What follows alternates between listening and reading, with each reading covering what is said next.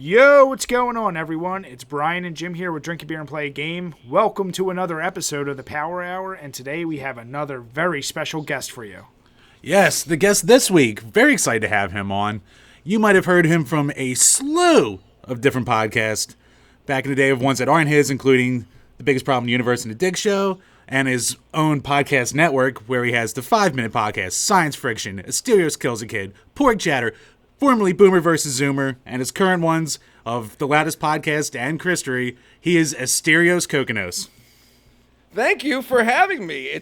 I'm glad to be talking to two other Northeastern nerds. This is going to be a lot of fun. That's pretty much us do it too. Yeah, drunken nerds at that. I'm sure you had to talk to enough of them on that tour you just got done with. Oh, my God. That was so much fucking fun. Yeah, we just did 12 goddamn cities, me and Sriracha, touring with the Loudest Podcast. We did Miami, Orlando, Chicago, Detroit. We went up to Canada. We went up to Boston. It was a goddamn blast. And but I'm happy to be talking to you guys. How exhausted are you from doing that, though? I want to die. I mean, I do. like I'm not gonna lie to you. Like it would be nice to die. Yeah. I'm trying to think of a good way to.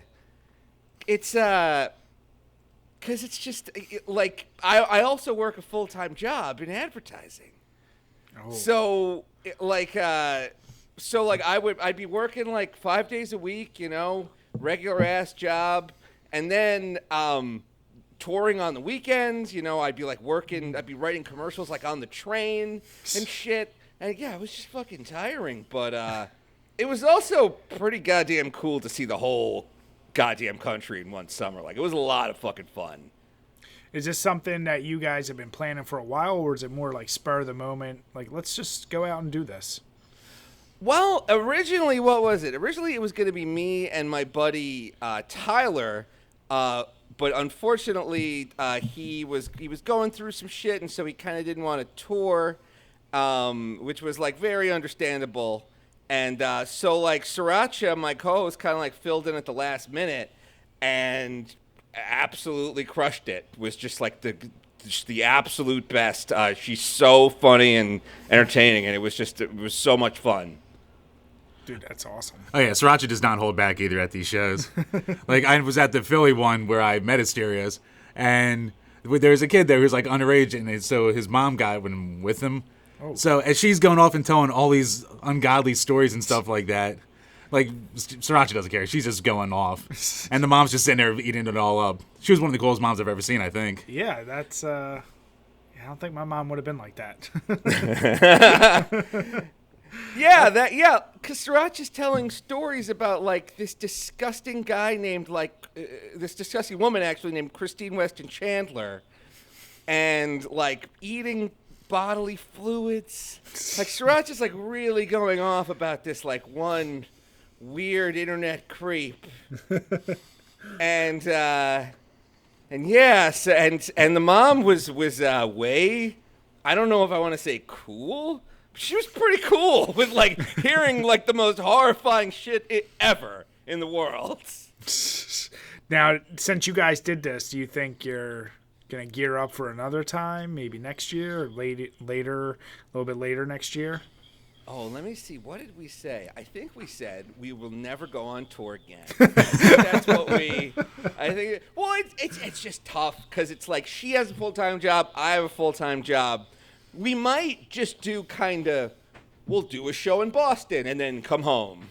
We'll do a show. We'll like go down to Orlando, do one show, but then like take a couple of days, like see the city, kind of make it more of like a tour with benefits. Gotcha. Okay. So what was your favorite city from all that touring? Oh, Miami is the fucking best, man. Yeah. Everyone in Miami looks like a model. They really do. It's like it's beautiful because all the pollution in Miami gets sent like up a stream current and it just gets dumped off in London. Nice. Yeah, like Florida has like no environmental regulations or rules because it's just kind of like that's Europe's problem.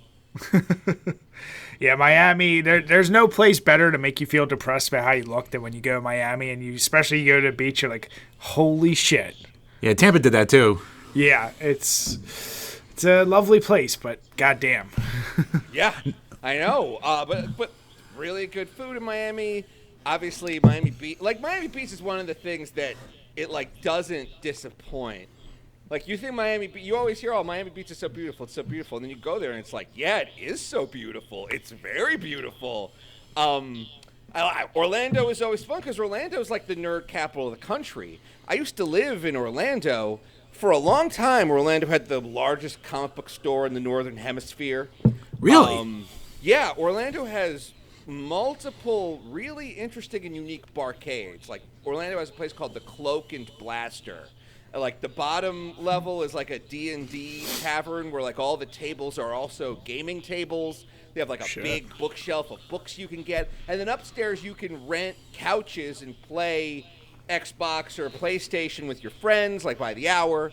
There's another really great barcade called Ready Player One where all the bartenders dress up like Mario characters. And the other thing is, like, a lot of these bars have like a real old school and new school mix. Like, if you go to Ready Player One, you could sit behind the bar and play an old-fashioned PlayStation, an old-fashioned Nintendo. Like, you can just play Castlevania on a little CRT they have set up, or you can play the latest Mario Kart, and then just a bunch of weird games that you've never heard of that are like Japanese arcade cabinets and stuff. Yeah, Orlando's really nerdy and really cool.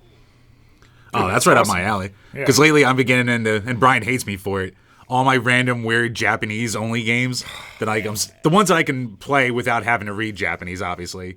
Yeah. So, like, I have shit like a train simulator on the N64. Stupid I had my porno fighting game on the TurboGrafx. Fighting game? Oh, yes, it's serious. Strip Fighter 2. Yeah.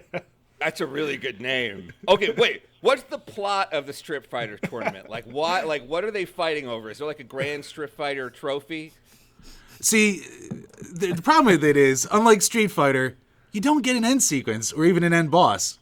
You just basically, after you win every match, you get much better. So after you win the first match, you get a picture of a lovely-looking woman in a bikini or some scantily clad outfit. Mm-hmm. And then when you beat the second round, she's naked. Oh, awesome. Indeed. And so it's only 6 fighters, and when you beat the game, it gives you a montage of all the nudity you've already seen. Yep. Okay. See, so you're just fighting for tits.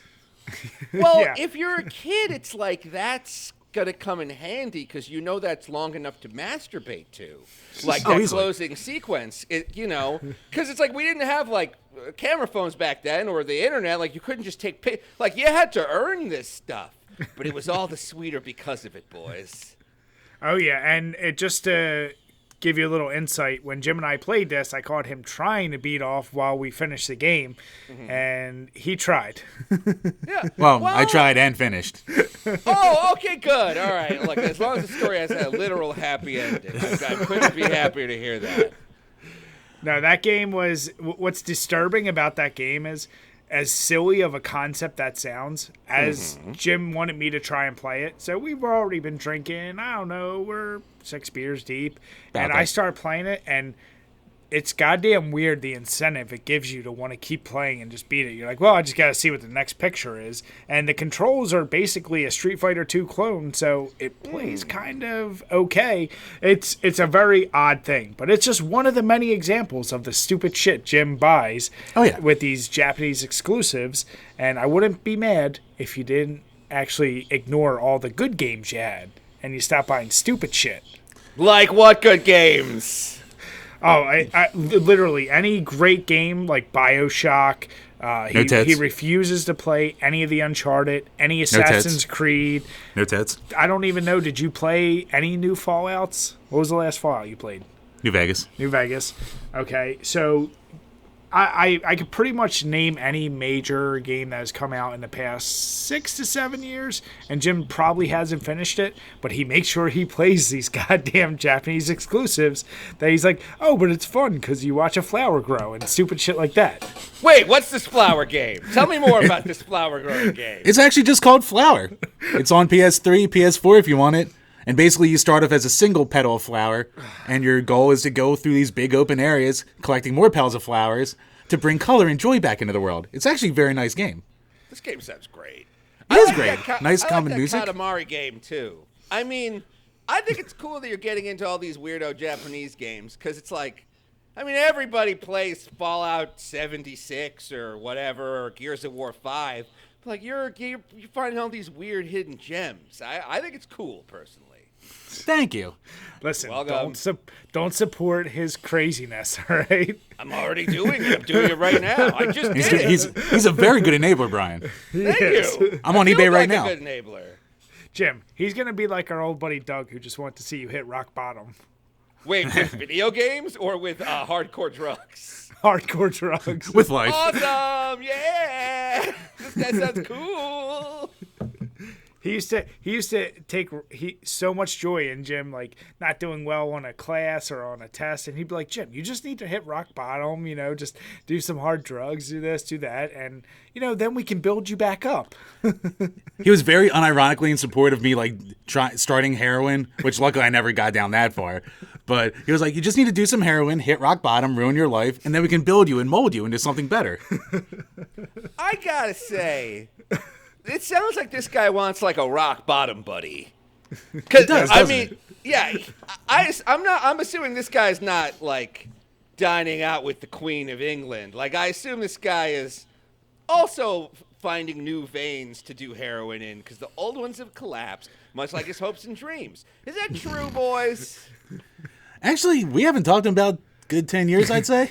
Oddly enough, so that was dead. a friend we didn't keep around. Gee, I wonder why. They kept good old me.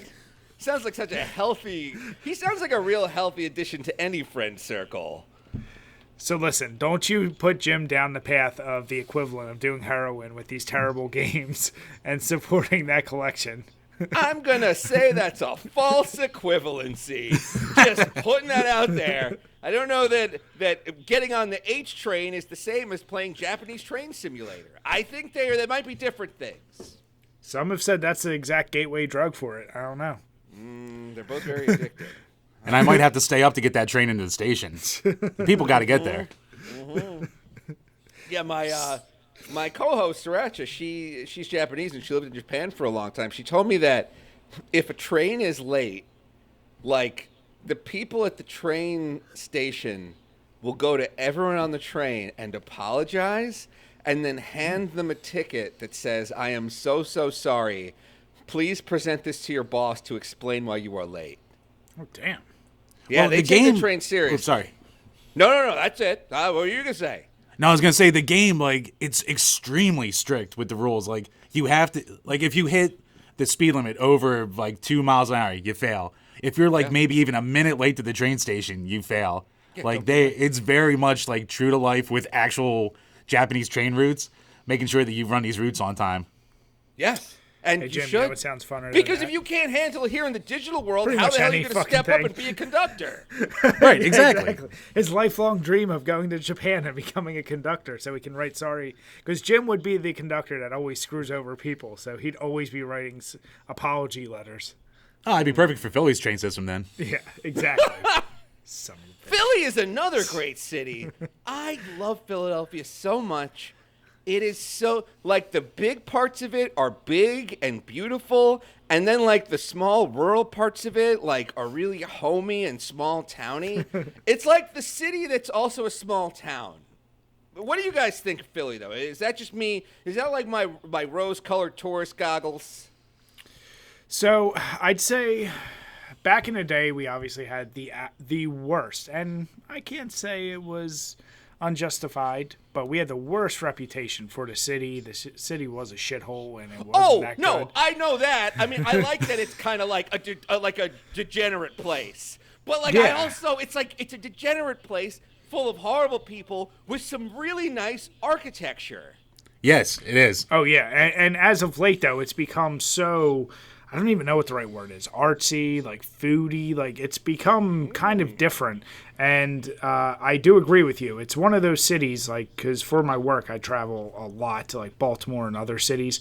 It definitely feels more like a legit city, but then it does kind of feel like how you're describing, homey, like in certain areas. Let me be very specific about that. You don't want to go in West Philly. You have like Section 8 housing or like a project built inside this beautiful 17th century stonemason like old bank that they just converted into a shithole for people to live in. Exactly. But yeah, no, it's I know you're from New York. I've been there. It's big, but it's doesn't feel very. I don't know what the word is. You can't drive a half hour and be on a farm. You can't do that there. Yeah, exactly. You definitely can't. We don't have Amish people here. Like, we just don't. There's no way for that. Like, you can't have, like, the only place you're allowed to have horse and carriages here is in Central Park. And God forbid people are, like, there's enough people living there. You know? And the food the homeless in Central Park sell isn't nearly to the high quality of the Amish food at the Amish markets in Philadelphia. It is true. Yeah. Yeah. Yeah. Those Amish people do make some amazing food. And they do! I don't know if you eat donuts, but holy fuck, if you go to farmer's market down here, they make the best donuts you've ever had. Yeah, I know. It's fucking that big farmer's market you have in the middle of the city, or I don't know what isn't it just called like the farmer's market, but it's actually indoors and it's happening all the time.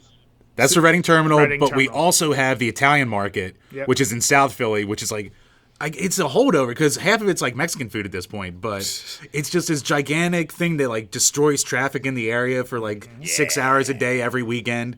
And there's like outdoor shops where like people will like butcher food right in front of you. Jim, that's where they're planning the first U.S. arena for gaming, remember? It is true. So we'll have to see how that fucks up traffic. We are getting an actual esports arena. Exactly. What's the name of it? Are there signature teams? What? Can you tell me a little bit more about this, please? I don't know what the arena's called yet, but it's going to hold like 3,000 people. And like Philly actually has its own esports team. It's like the Philadelphia Frenzy or something like that. Yeah. And it's like a traveling professional esports team, and this is going to be like their home base. It's the first one in the U.S. to open up, and I guess they decided South Philly would be a good spot to try it out for whatever goddamn reason.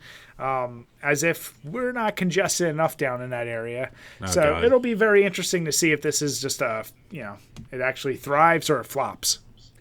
The reason I think it might succeed in Philly is all those fucking college kids there.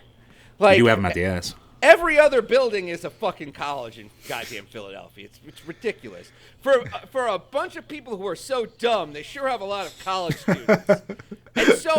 And so yeah, they'll go to the esports arena. I mean, it's like the only thing that'll probably get them outside. And even then, they're just going back inside when they get to the arena. That's perfect. And we have a convenient train that'll take you right down to it, too. Because we keep all of our sports arenas located in one spot. Yep. Like, we have 4 stadiums all within a 2-mile radius. So we're dropping another one right in there. Exactly. Oh, that must make it really easy for the police to just kind of encircle the area and beat every drunk inside when things get too rowdy. Didn't you guys have the Nest of Death in Eagle Stadium? Wait, what about Death there? I heard that Eagle Stadium had a seating area called the Nest of Death. That's the old 700 club at the Vet. Yeah. Tell me things. All right, so the Vet was our old stadium. It got demolished maybe like 10, 20, 15 years ago. Yeah, and interestingly enough, I don't watch it, but if you watch the Goldbergs, apparently they always show things as if it was from the Vet. Oh, yeah, they do that from what I hear. That's awesome. The 700 level is where you could buy like the $5 tickets. So that's where all the degenerate drunks would go because anyone could buy a ticket to it. And it was a 60, 80,000 person stadium, so you could fit a shitload of people in there. So anyone traveling from outside the town, like, you did not go up there. Like, the worst of the worst that Philly had to offer, they were perched up there. Yep. So, I mean, you hear the occasional story here or there about someone getting puked on or someone getting shit thrown at them or a fight, but, normal shit. But, I mean, it did get to the point where we had an actual jail set up in the stadium. Yeah. Yeah! That's the ingenuity and pride of Philadelphia. You know, there's a reason Ben Franklin's from there. Like, you can watch sports upstairs or get beaten by the cops downstairs. They're both like two sides of the same coin. Coins invented in Philadelphia, I assume. Well, we do have the, what do you call the mint. The mint, that's it. There you go. I knew I was right. I knew you guys had coins there. You seem like the kind of city that would have a lot of weird old coins. Listen, it is only fair that we would be the place where the Declaration of Independence was forged because we're kind of dicks, but we have the right intentions. Nobody else wanted to do that. Everyone else was too pussyfooting around. So we decided, fuck it, we'll do it.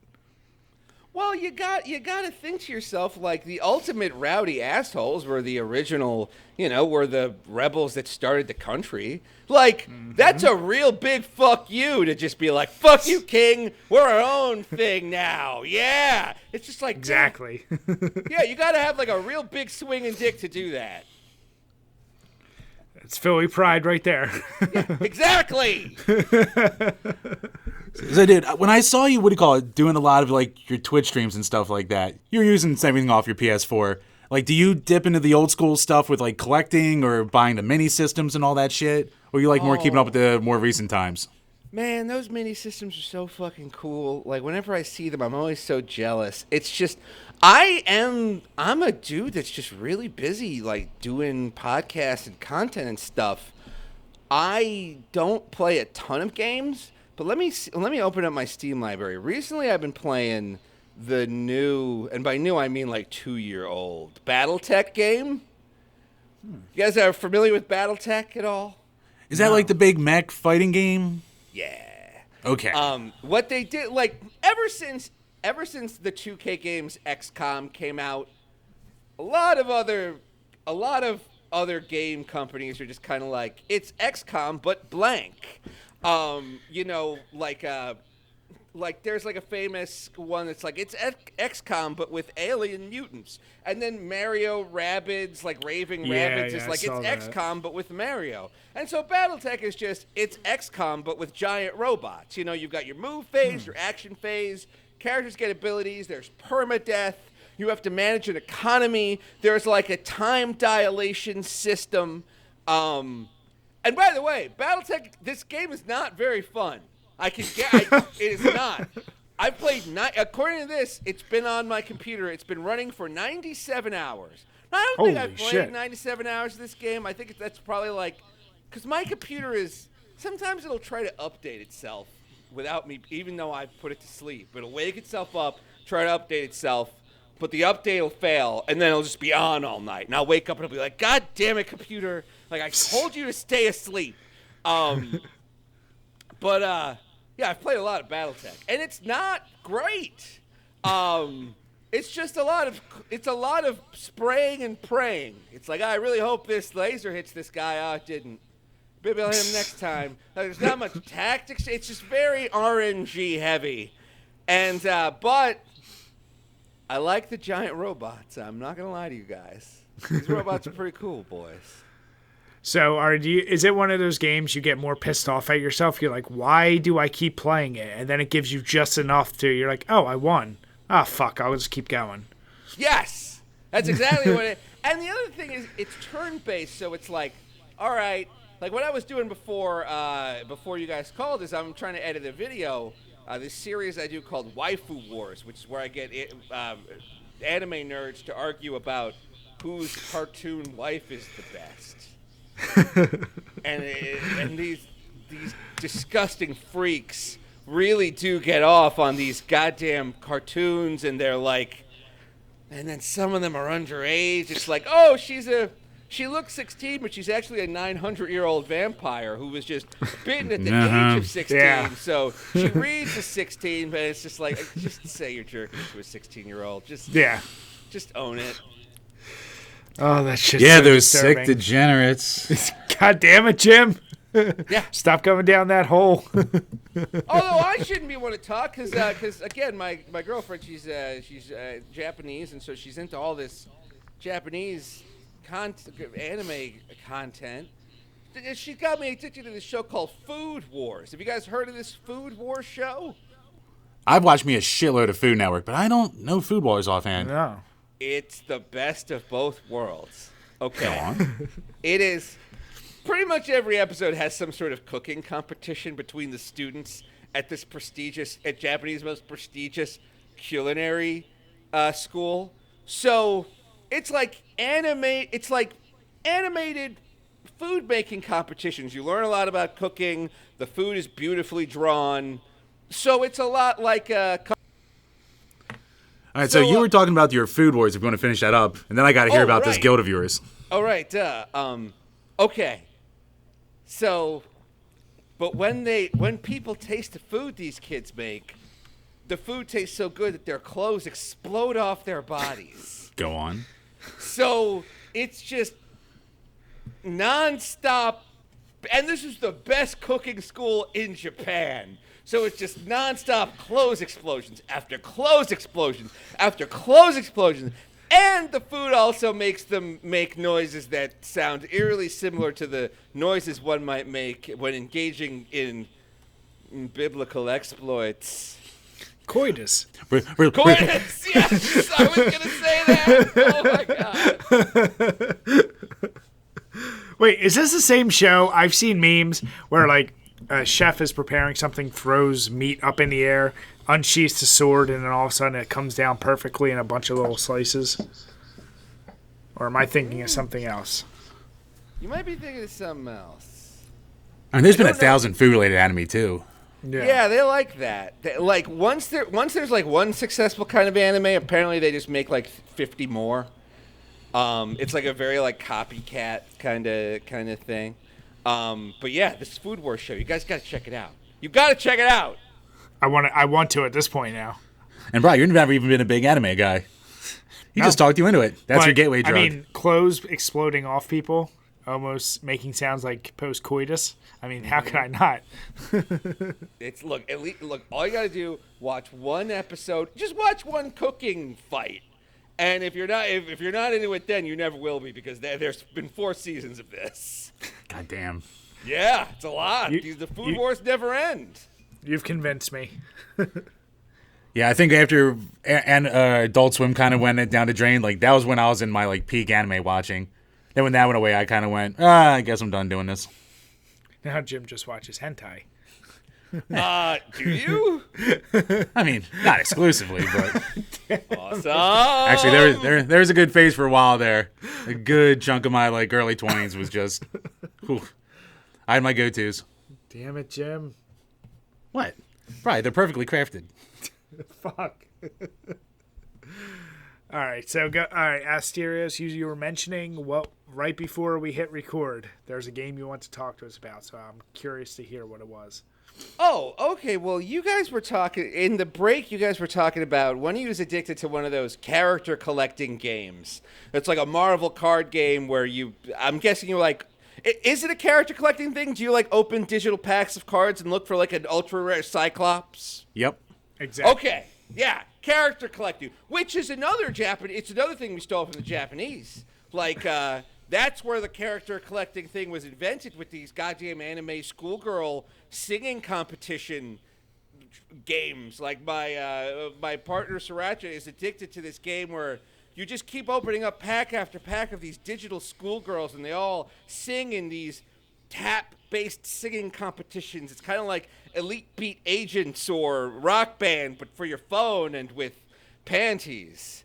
And I got addicted to one of those games, Star Trek Timelines, the Star Trek Timelines mobile game. Mm-hmm. Are you familiar with it? I was into that maybe like a year or two ago. I was pretty hardcore into it, but I always had the shittiest ships and no luck with like pulling good ones. Yeah, I had to quit because I was buying real dilithium with real money. Ooh. And staying up super goddamn late. Dude, I stayed up until like 4 a.m. one night with that. Like, I finally unlocked like a pretty good Ferengi ship, and like I was like, oh boy, I can win fights now. So I just like kept grinding for like as much as I could. And they make you wait in that game too. That Ferengi ship is very good.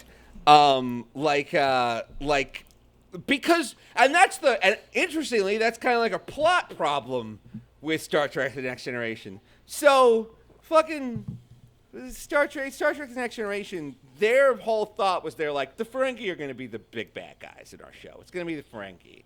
But then the costumes look so goddamn ridiculous. Yeah, everyone just laughed it off. Like, Roddenberry's vision just got shit on immediately.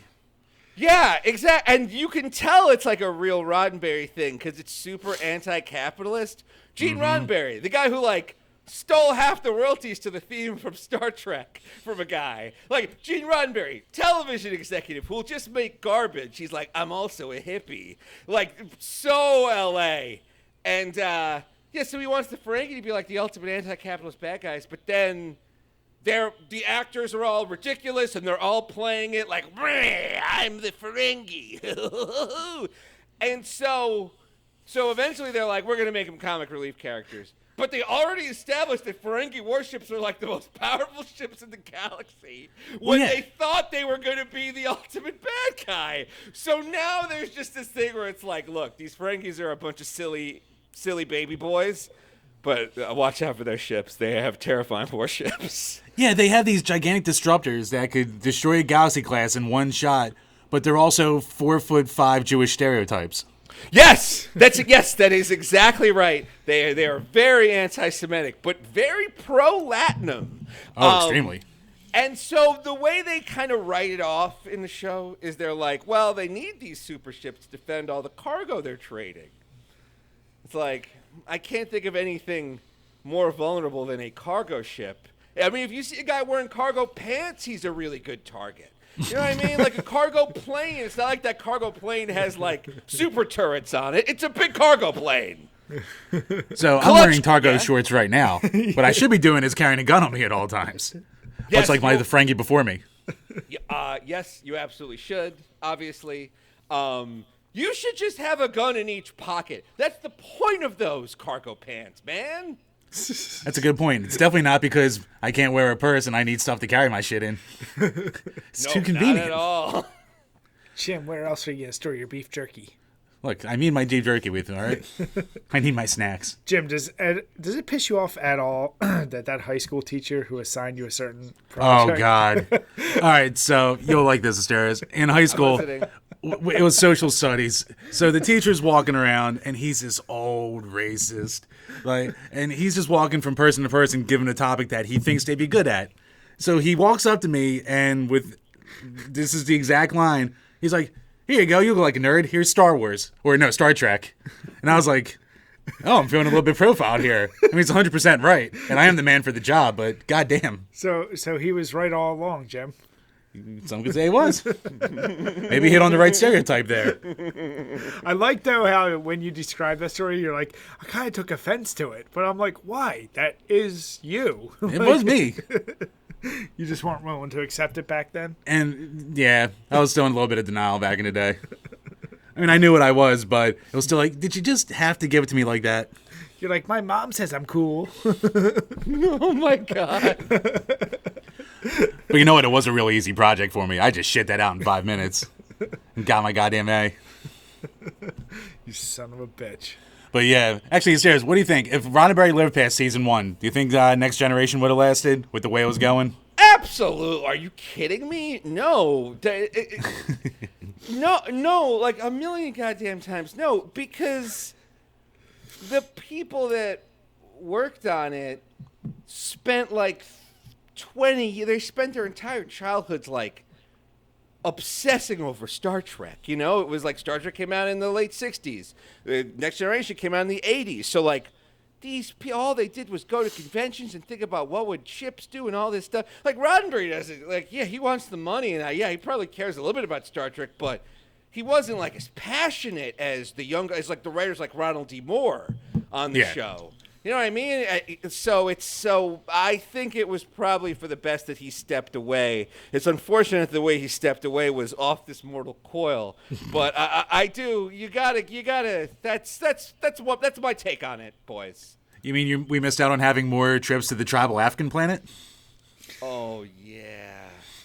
Oh, there's a lot of stupid shit. Oh, Roddenberry, no. At least we got the Borg eventually. Yeah, I know, but you gotta get the sense that, like, if Roddenberry knew about that at all, they probably had to lie to him a lot about it. Mm-hmm. They probably had to be like, no, this will just show up like once. It's just like a fun thing. Like, let's just try it out. We got to do this to save money. We have all these old computer parts. Like, they had to, like, really slow play the Borg with this guy, is my guess. I believe it. But, what's up? You want to... Oh, yeah, so, actually, while we have a quick break here, we'll talk about the beer we've been enjoying, and we can actually talk about beer with Asterios, because he's going through a little bit of a thing right now. So... Oh, yeah. We've been drinking right now the Thick Mint by Southern Tier's Blackwater series. It's an Imperial Stout, a desert beer brewed with chocolate and mint. What are you laughing at? Sounds delicious. Jim, Thick Mint is my nickname for your mother. God. Damn it. I just saw this shit-eating grin, and I was like, where's he going with this?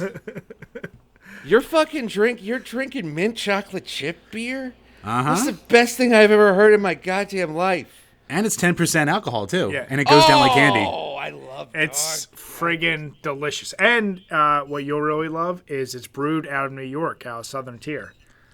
It's like next door to you. Yeah, I bet it tastes really fucking good. God It damn, was friggin' delicious. So we've moved on now to the Not Your Father's Mountain Ale.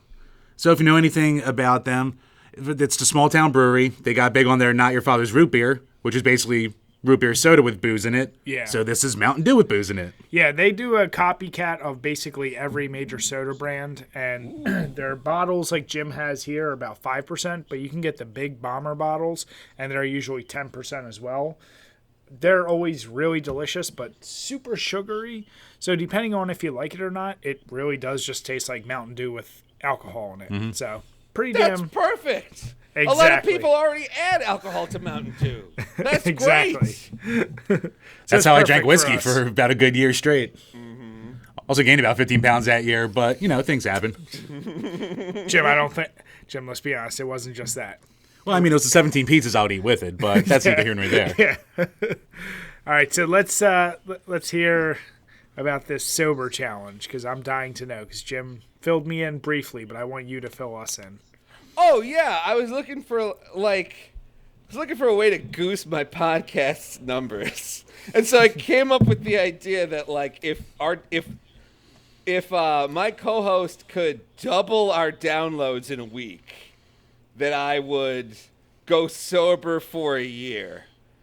And you'll never believe it, boys. He got the job done. Was it one of those when he got done, you were happy, but at the same time you're like, fuck?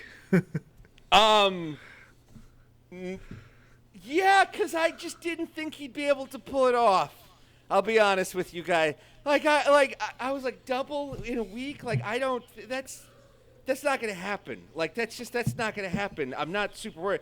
It would take a miracle to double our downloads. And then he just kept tweeting let's make this guy go sober for spite. It'll be hilarious to make this guy go sober. Let's do it.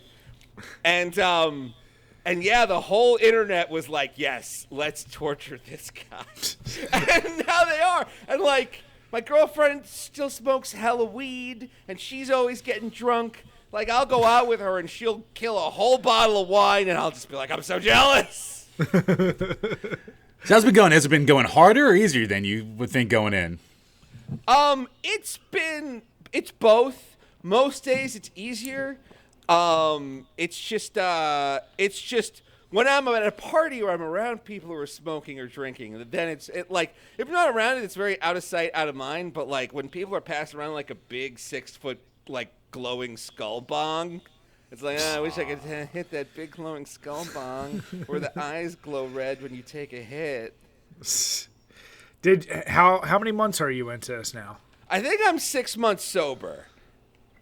Now, is it something that's going to stick with you, or once that year's up, are you going to celebrate?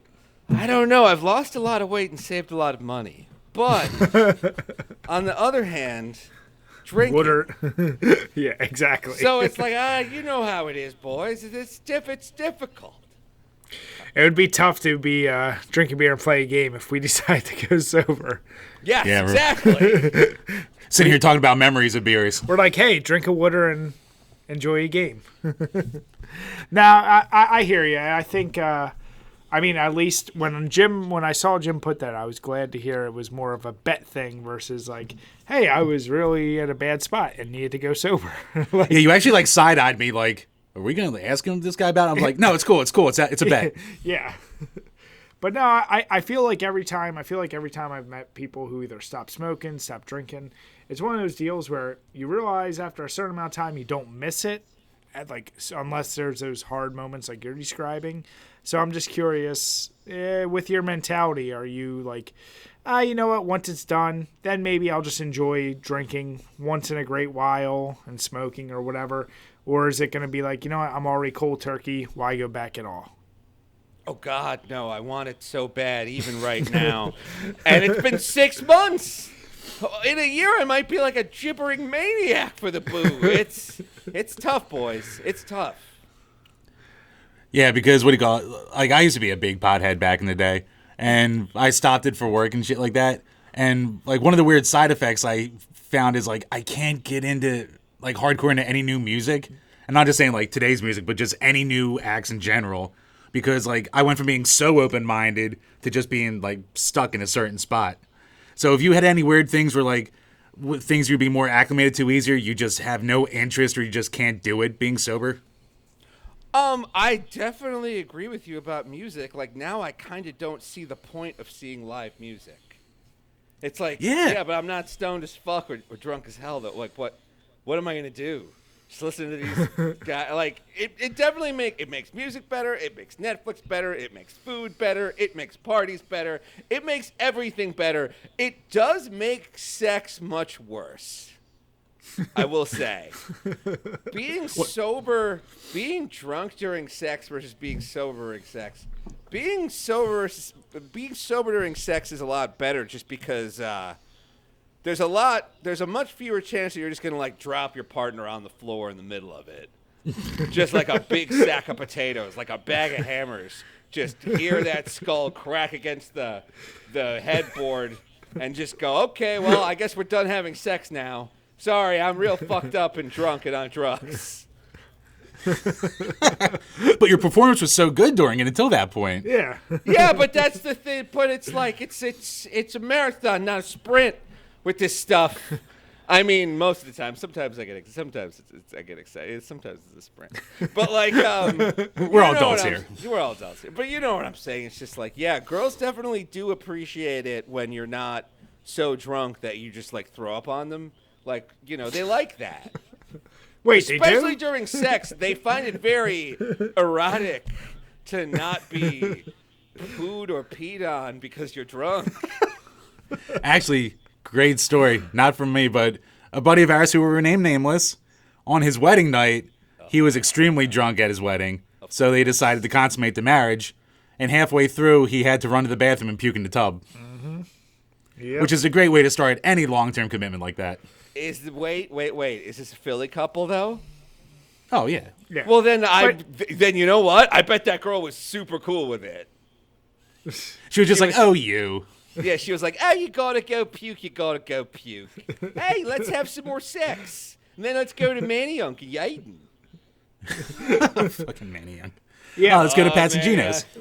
But in all fairness, what couples these days consummate their marriage that they haven't already done hundreds of times prior to being married? Nobody different. Waits. It's different. It's like, I mean, yeah, like obviously we're all having hardcore nasty sex before the wedding 24/7. It's America, baby. But exactly. But no, dude, it's like the wedding night sex. It's like a thing you got to. It's like you gotta. No. Oh no, you got to. But I'm saying, like, if it was a couple's legit first time, yeah, that would suck. But if this is time 498 and you're like, oh, he's getting sick on a wedding night. I don't know. I think it doesn't stand on tradition. Especially if you marry someone who's stupid enough to get that drunk and has to go throw up in the middle of it, then you know who you're marrying to begin with. Yeah, it's probably not a shock at that point. Yeah, I straight look. The fact that it's happening in Philly makes that just like a blip. If I'm being honest. Who gives a shit? Yeah, the guy had to go puke. She's probably happy that he went to puke. If he was that drunk during, he probably wasn't at the top of his game anyway. Yeah, if you're drunk enough to have to puke, I don't care who you are. You know once you hit that moment, like, all right, tonight's a puke night. If you're starting the act, you're probably already kind of you're not performing at your top gear. There's no rhythm. It's just gyrating and sweat and shame. But actually, that goes into one of our recurring bits. Simple enough, called Which is Better. So I think I know what the answer is going to be at this point. But Asterios, which is better for you? Sobriety or boozing? Oh. Man. I gotta go with sobriety. I hate to say it. Wow. Because it's so much fun to go to a bar and be the only sober person there. Because it's just like being in a human zoo. It's just like nonstop maniacs. So many people have tried to start fights with me. And I'm just like, no. That's okay, buddy. Let's get you a taxi, huh? You want to, like, do you have an extra cigarette? Great. Like, if I were drunk, I'd be getting into these fights. I'd be like, what did you say about the Mets? Fuck, no, fuck you. Like, also, when I was a big drunk drinks a lot, you walk into a bar, like, you're not walking out of there for less than, like, $50 or $100 because, you know, you're a boy. It takes a lot of booze to get a big drunk. It's like going to the strip club, only with a sad ending. But, you know, I go into a fucking bar now. I could get a Diet Coke. So I'm in and out for $3. Nice. It's fun. But would you argue that at least when you're not forced to be sober, like you are with this challenge, that now you're just limited? Like before, you had options. You could drink different things. You could smoke different things. Or you could choose that night for whatever reason you're not going to do it at all. Whereas being sober, you don't have a choice. You know you're just going down one path. So does it feel like you're limiting yourself? Oh, I'm certainly limiting myself. I'm limiting my consumption of alcohol and drugs. I can't think of anything more limiting. But I mean, I'm getting more work done. I'm saving a lot of money. I've lost like 25 goddamn pounds. Nice. Yeah, there's a lot of, I mean, like, it would be nice to have the self-control to not follow up one drink with 7 more, but it tastes so good. It makes me feel dizzy, makes cartoons funnier with the weed. Oh, man. And were you habitual if you were fucked up? Your eating habits got much worse as it would go on? Of course. I mean, you can't smoke weed without ordering Grubhub. You can't. It's like they might as well like build the Grubhub app into a bong at this point, and you just push a pizza button. Like the pizza button is also the carb for the bong, and then you take it off, and then when you take it off, like you rip in that big fat hit, and the pizza's already on the way. God, thank God when I was a pothead, Grubhub wasn't a thing. I'd have been 700 pounds. Yeah, I was going to say, like, right now, I could only imagine back in our college age, Chip, you would... Actually, watch the time. Oh, we're good. We're at 23. What do we got, 30? Yeah. Okay. We're just talking about our camera. Don't mind us. Oh, that's fine. You take your time. But when you were drinking still, what was, like, your drink of choice? I guess since we're Drink a Beer, Play a Game, we'll ask what your go-to beers were. Oh, my goodness. I mean... I guess this is kind of how you can tell that how much I like drinking, is I would go to a bar, and I would figure out what beer they had that had the highest alcohol content to lowest price.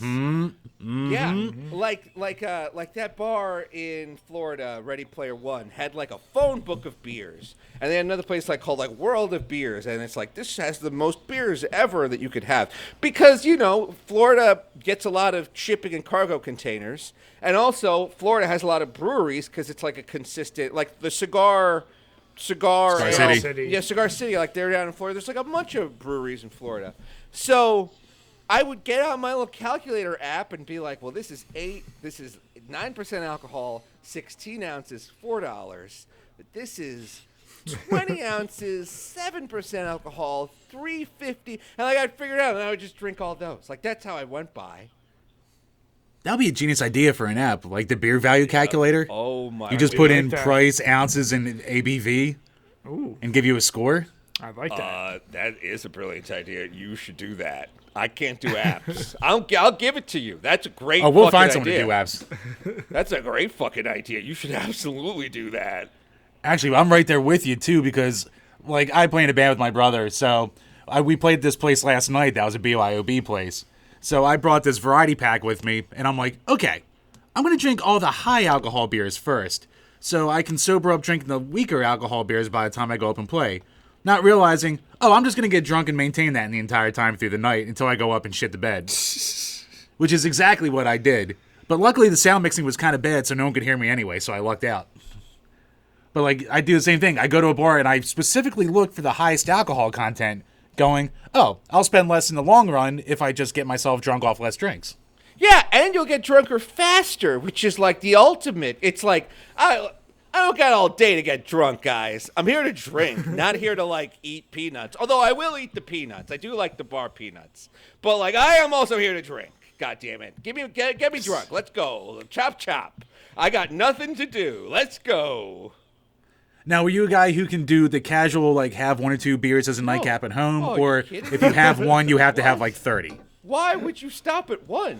It tastes so good and it makes you feel fine. It's just like me. I either binge or I just don't do it. But Jim, you were also like blackout drunk by 3 beers, and then you Not keep 3. drinking, and then you're Maybe like 7. you're lightweight for a guy your size and who's been drinking as long as you have. I'm just too damn old. I just get tired. I get sleepy now. Sleepy's one way to put it. Another way is you fall and hit your head on the toilet or puke in your own puke. Oh, there was a few birthdays like that. Yeah. But it's At your public birthday. bars with them carrying me out. There was one time we went out for my birthday where I lasted an hour and a half before I was passed out on a toilet, and they were carrying me outside. Yeah. And basically covered in my own puke, as one does. That's par for the course for Jim. Brained myself on the flusher. Yeah. But can you really call it a good night of drinking if you don't do that? I don't think so. I mean, what? Like you're out there to get drunk. Come on. Now, how are you with like hangovers back when you were a booze hound? Were you getting them all the time, or did you actually have the tolerance that like it didn't get to you? Oh no, it got worse and worse as I aged, like it does with everybody. I was drinking the water before I went to sleep, taking the Excedrin, like doing all the shit, taking those like little like goo drinks where it's like this, it's like fresher tomorrow. Drink this for a fresher tomorrow, and it's like yeah, okay, I'm sure. Yeah, I mean, it sounds like we all kind of agree that alcohol is a life-destroying substance. It really doesn't add much to what we do, but at the same time, it's almost like we're addicted to it. Like we can't stop doing it. Like we know it's expensive and destructive and makes us act like animals, literal animals. But it would literally take an act of God for us to never want to do them again. Does that sound about right? Or an act of extreme spite, as you have shown us. Yeah. Spite is my God. Well, you are the CEO of Spite Incorporated. I am the CEO of Spite Incorporated. Spite Incorporated is a real S corporation operating in New York City. It's my entertainment production company. I'm the president of Spite Incorporated. Listen, in all fairness, alcohol is an important social lubricant because guys like Jim would never even get it touched without it.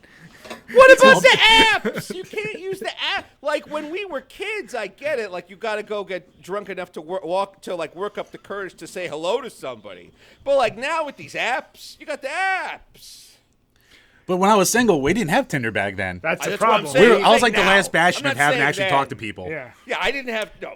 Neither did I. I'm saying now. I'm saying these days. Yeah. Oh, these obviously, fucks have we it never- so easy. Yeah, I know. It's goddamn ridiculous. It's goddamn insane. Here's the problem, though. If you have the app, that's cool. You can talk to somebody, but you're going to go out in person and meet. And if you're someone who had to rely on an app to truly meet someone, chances are you're going to need a little bit of social lubrication to really let loose and be cool in the real world when you're trying to maintain eye contact and not feel like a goober or whatever. So, someone like Jim, it would have fallen apart pretty easily without alcohol.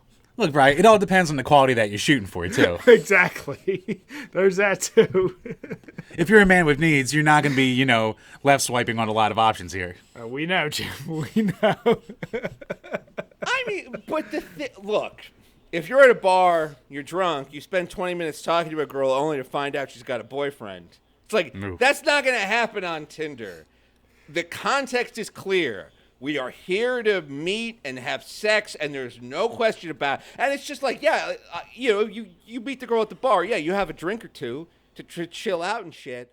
But it saves so much time. And it's a fun game. You get to judge people from the toilet.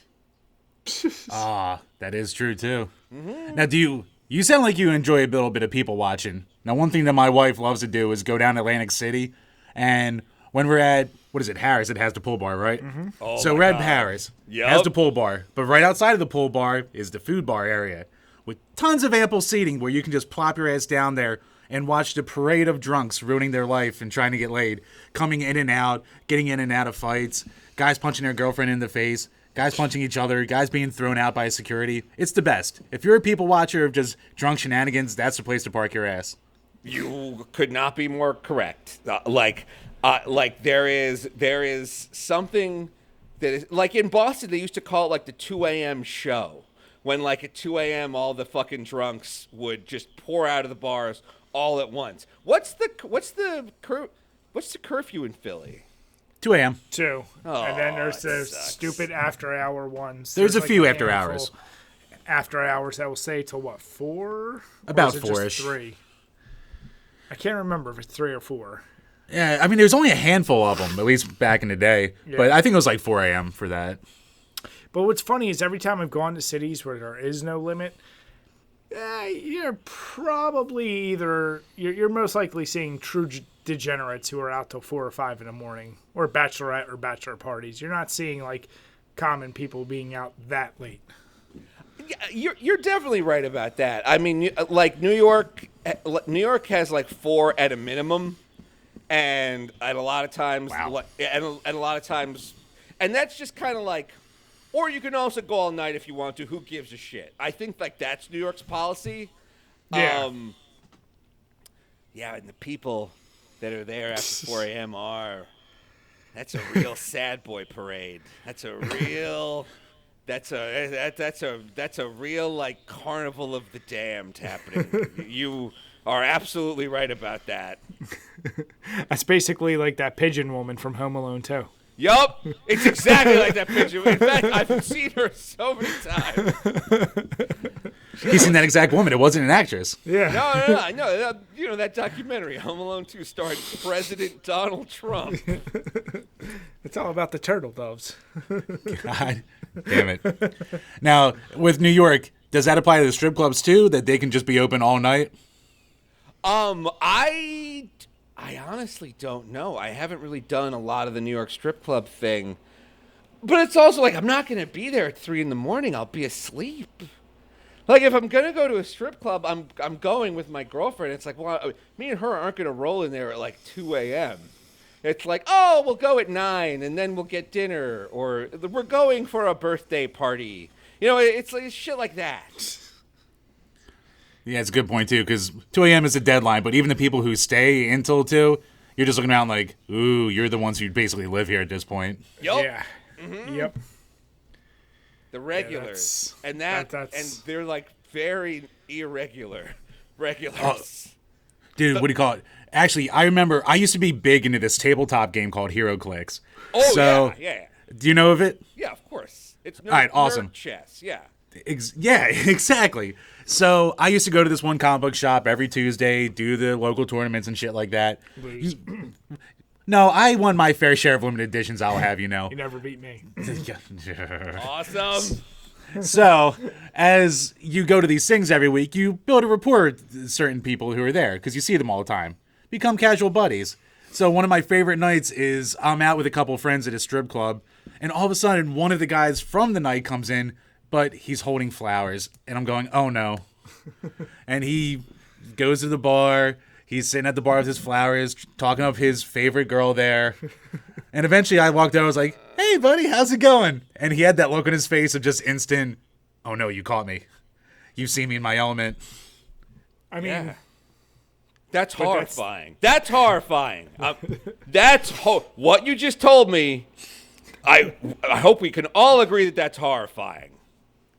Yeah, the whole bringing, it was a good bouquet. There was at least a $50 bouquet, too. Oh, he didn't get it from Acme. Oh, God, he no, just- buddy. he just wanted to see some discoloration. I hate and love that you called it discoloration. I mean, it is hysterical, but I also hate that you did it. But it is funny. Would hatchet wound be better? No, No. and I think you know it wouldn't. God damn it. Now, unfortunately, boys, I can't stay too much longer just because I have to finish up some bullshit before I go to bed. No problem. I got work tomorrow, same as all you guys. Any other questions or things you want to get to before I got to bounce? All right, we'll do two quick things. Sure. The Asterios game. Oh, What did you think when you found out that fans had actually made a game about you? I was and am still terrified, and I have not played it yet because it's like, what if it's bad? Like, I'm gonna have to lie to people and be like, oh, it's the game It's was great. It had such Really great enjoyed it. energy. It was a real accomplishment. Like, I'll have to give those kind of superlatives where it's like non-committal superlatives. Like, it sure is a game with a beginning, middle, and end, and it runs on PC. Wow, It's a thing that you did for me. yeah. So I have been absolutely terrified to play this game, and by the way, these guys are not happy that I haven't played their game. They're like, we made you a whole game. Why haven't you played the game we made you? And I'm just like, I'm scared. What if the game sucks? But I gotta play this game. I have promised I will play the game. I will eventually play the game. And I can put your mind at ease a little bit because I dicked around with it a little bit the other day in preparation for this. So it is actually pretty fun. Oh! It's simple. It's asteroids, all the little Asterios with your different characters over the years have different powers. Oh. So it's fun. And I think it has controller support too. So you went the extra mile with that. I do like that. That's pretty fucking cool that it has controller support. What was I gonna say? Does when you beat a level, does a bikini girl take her clothes off? Unfortunately, no. See, not all games can be perfect like that, but I knew I'd hate this game. I just knew it. now I'll never play this. I'll never Oh. play it. No, but when you do win the level, it says, "Are you ready to see some discoloration?" Oh, That is true. That is what happens. All right, good. So at least it's got my sense of humor in it. Okay, thank goodness. And to wrap this up, another one of our which is betters, and I made it specifically for you. I'm Which is better, listening. Asterios? Porgs or Garfield? Oh, I love them both. I mean, I gotta go Garf, I think, because he's like a complex, layered character, and he's always there for us. Like, when you're a kid, you do think Garfield is funny. Like, you do.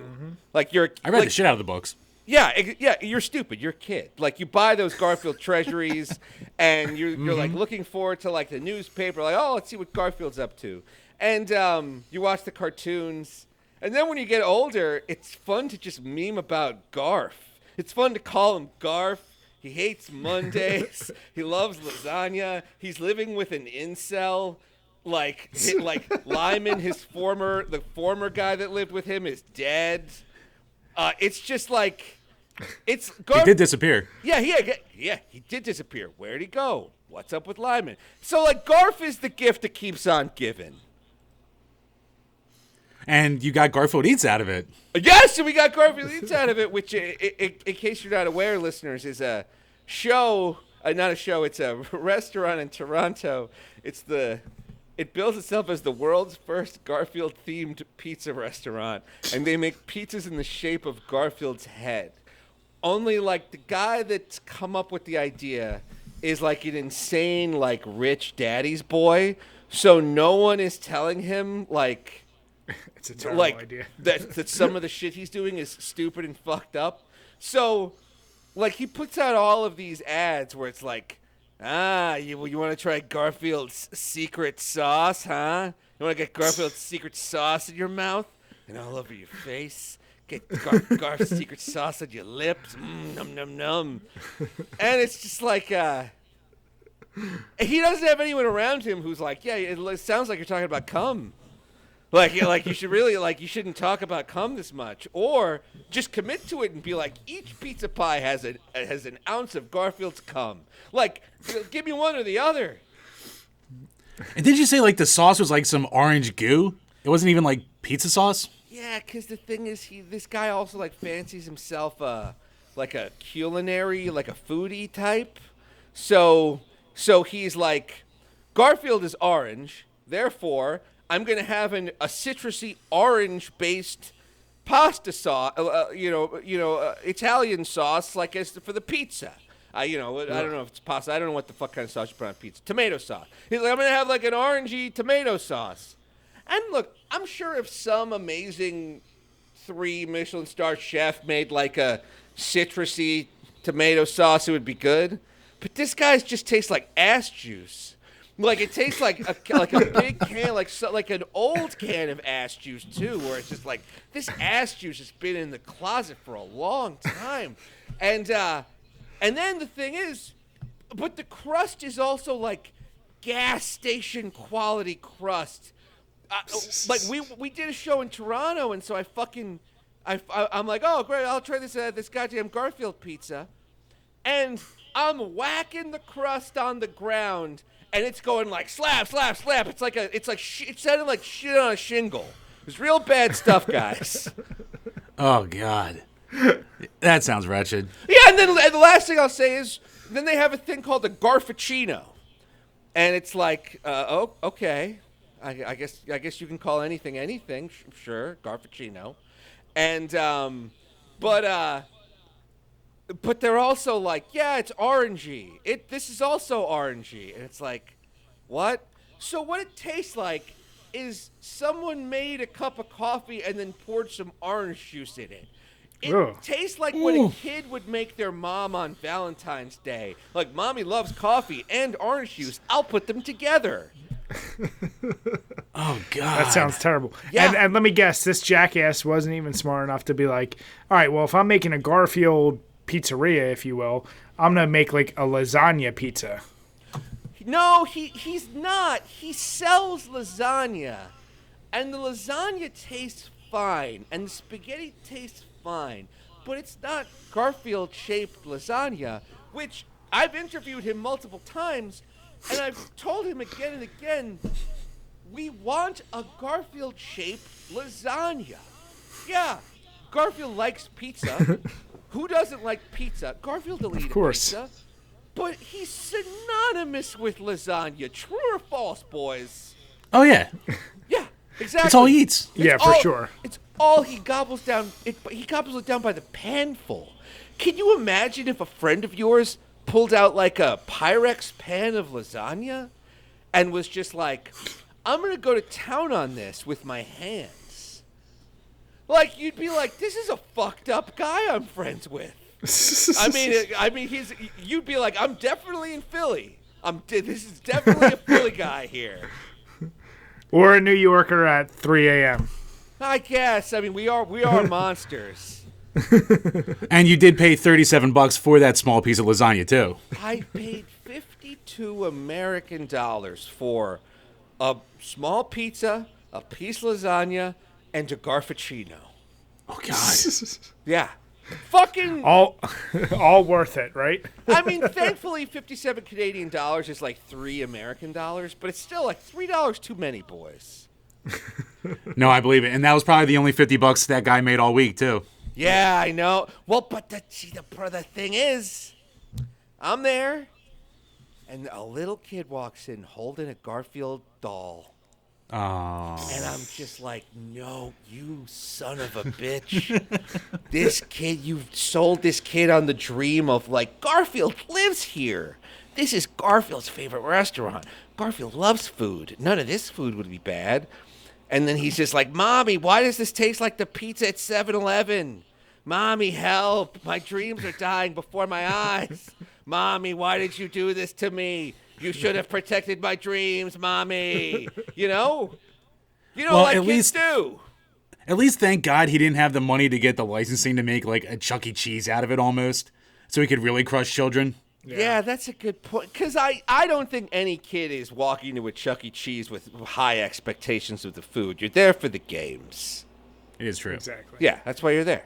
All right. Well, speaking of being there, I got to get out of here. I'm so sorry, boys. Anything else? Any other questions? All I'm so good. sorry. No, it's no problem. We're good. No, so obviously check all the links below. We have And please, Asterios, plug your stuff real quick. Yeah, go ahead, bud. I would love to. If you want to listen to my podcast, the loudest podcast, start with episode 10, which is the beginning of the Garfield Eats arc. That is when my co-host Sriracha first tells me, hey, there's an insane place called Garfield Eats. A couple of weeks later, we interview the owner of Garfield Eats, Nathan Masry. A couple of weeks after that, I hop on the bus and go to Toronto to interview him in person. He doesn't have his shit together, though. Like he tells me, like, the restaurant will be open by this day. And I'm like, can you please make sure of it because I'm buying a round-trip bus ticket to Canada. And he's like, no, it definitely will. It definitely will. And then, like, a day before I hop on the bus, he's like, we couldn't get the permits. So I had to go up and, like, interview him in his, like, under-construction restaurant about how great the food will be. And then the fourth time, I finally do go to Toronto, and it's fucking terrible. Oh, I hate this so much. But There's got to be some kind of enjoy it. redemption at the end of it besides the meme of you going there. No, Yeah. I was hoping for that. I'm saying to myself, the perfect ending to this story is this. We've been ragging on this restaurant for weeks, but the food is really good, and I got to eat some shit on this one. Nope. Like, the place that invented the Garfuccino and a pizza called the Garf space Peroni. Like, it's just as bad and fucked up as you'd imagine it to be.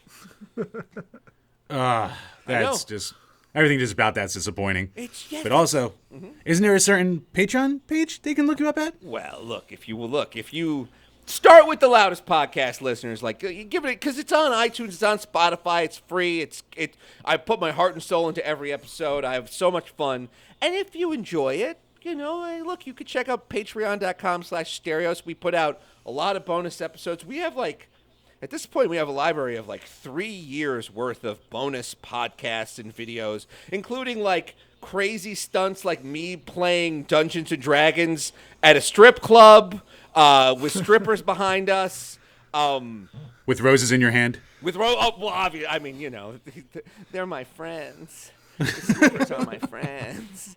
And me getting into a chicken McNugget eating contest at a McDonald's, sanctioned by the manager of that McDonald's, who could not have been cooler about letting us. He suggested, he was like, why don't you come down to my McDonald's and have a chicken McNugget eating contest? I was like, you got it, buddy. All sorts of crazy stunts and pranks and shit, and you can check it all out on at patreon.com/stereos. All right, perfect, man. And so, once again, thank you so much for coming on. It was a great time. Yeah, it was awesome having you on, bud. We really appreciate it. And obviously, hopefully we can do this again with you because we had some fun. I would fucking love to. All right, I'll talk to you guys later. Awesome, bud. Take care. All right, man. See ya. And for everybody else watching, thank you. Obviously, click our links below. If you're listening to us on iTunes, be sure to subscribe. Otherwise, you can find us on YouTube, Patreon, Twitter, anything else? Facebook, Instagram, all that the shit. typical. So we're everywhere. All right, guys. Till next time. Cheers.